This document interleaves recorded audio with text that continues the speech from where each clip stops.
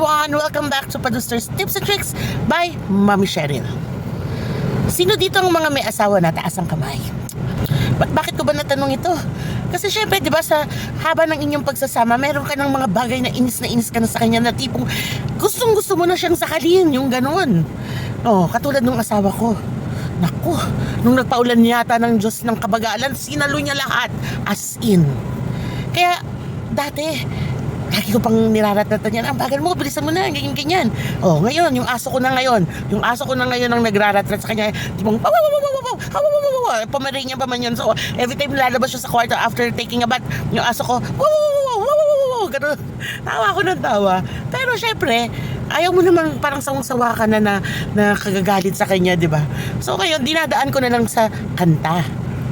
Para hindi naman ako ma-stress, di ba? Oh, so ano nga ba yung mga kantang na-compose ko na? Actually, meron na akong 3 kanta para sa kanya na kinakanta ko sa kanya pag nakikita ko siyang babagal-bagal, ganun. Yung una, pang Voltes 5. O, pakinggan nyo, ha? Speedy bagal,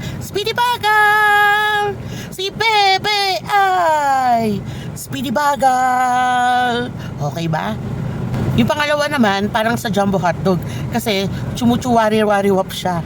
Ito, Master Speedy. Tapos gaganito siya, kaya nyo ba to? Kaya nyo ba to? Tapos ako, Master Speedy. Tapos siya na naman, kaya nyo ba to? Kaya nyo ba to? O, di ba, nakakatawa kami dalawa.